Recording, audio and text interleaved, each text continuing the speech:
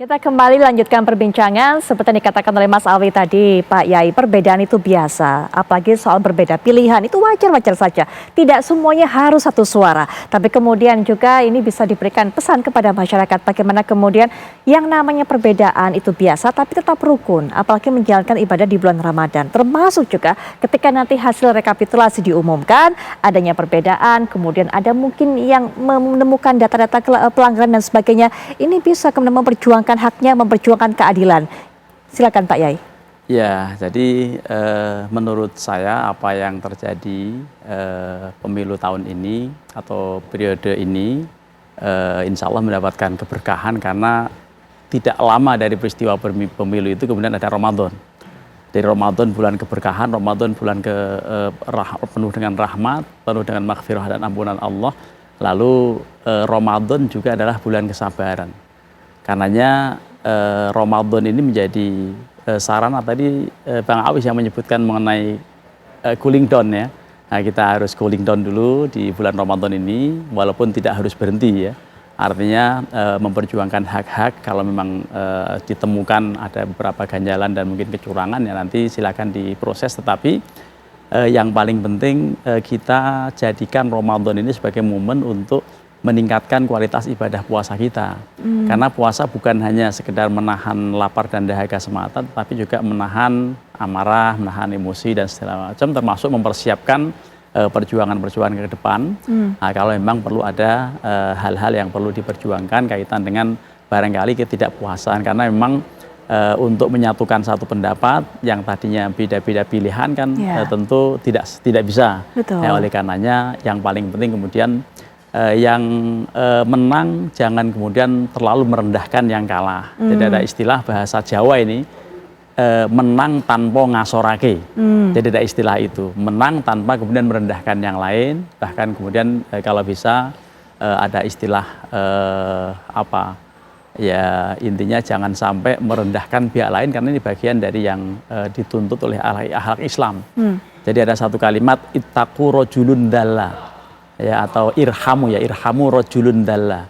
Jadi muliakanlah orang yang tadinya menjadi populer, menjadi orang yang mulia kok tiba-tiba menjadi rendah karena dalam kondisi kalah kan menjadi menjadi merasa rendah begitu ya. Nah, itulah yang kemudian diminta atau dianjurkan untuk tetap memuliakan orang yang dalam posisi merasa rendah. Nah, jadi dalam Islam itu ada anjuran seperti itu. Ya, itu yang buat yang menang, begitu kan? Tapi kemudian untuk mereka yang mungkin pilihannya kalah, atau mungkin juga para caleg yang kemudian tidak lolos lagi, bagaimana harus berbesar hati menerima hal-hal seperti ini di bulan Ramadan ini, Pak Yai? Jadi gini, saya teringat sebuah nasihat oleh Imam Al-Mawardi di dalam satu kitab, ya kitabnya itu ada Budunya Waddin. Di situ ada bab mengenai kesabaran. Nah, di antara kesabaran itu adalah menerima kegagalan atau sabar dalam menerima ketidakberhasilan.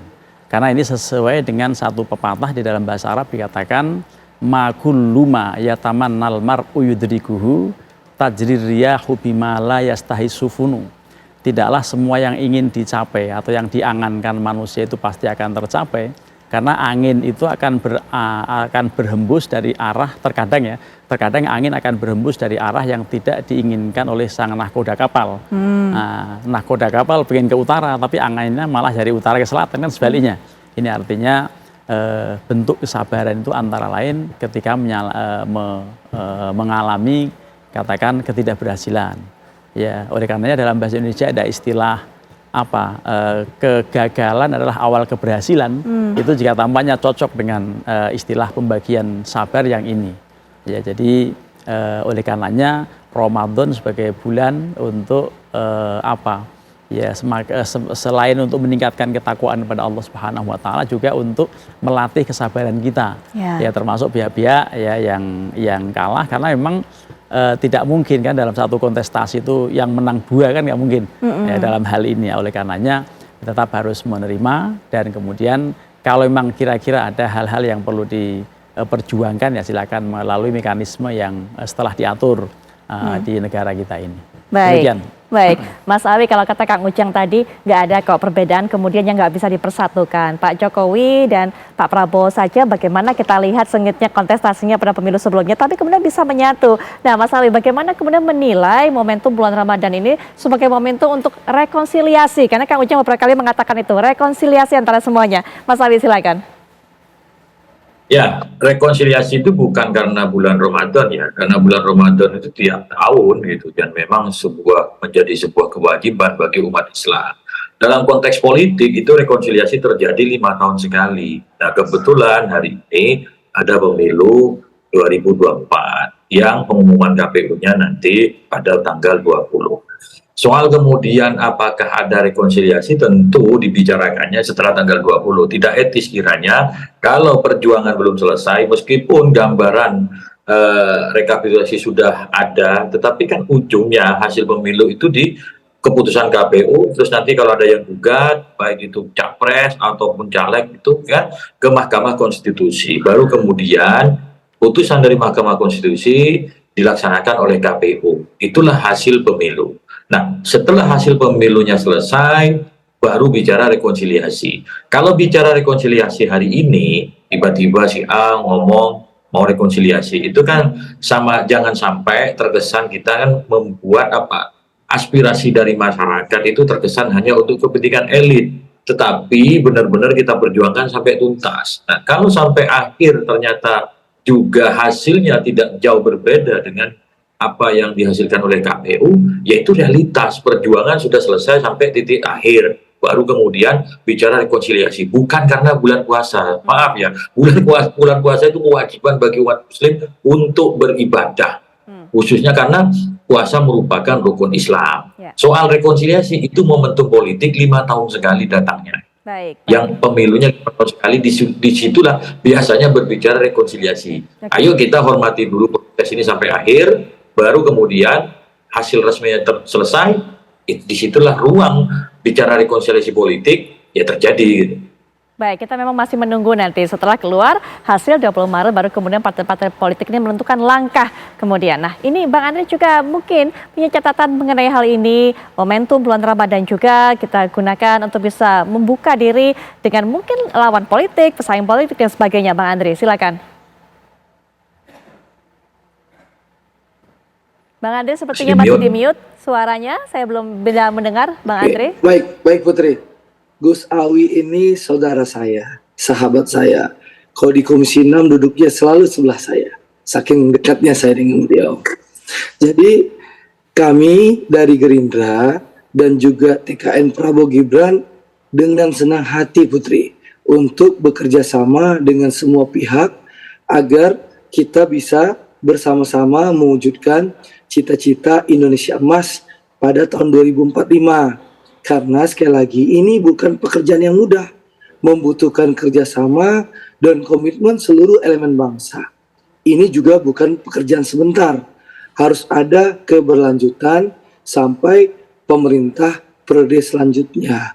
Jadi intinya kami membuka ruang sebesar-besarnya kepada seluruh teman-teman yang ada di 01 maupun di 03 nantinya setelah penetapan KPU 20 Maret kita duduk bersama, berdiskusi bersama ya demi membangun bangsa secara bersama-sama. Dan harapan kami sekali lagi, kami semua harapan kami kita semua harus mampu menghormati hasil pemilu yang sudah ada.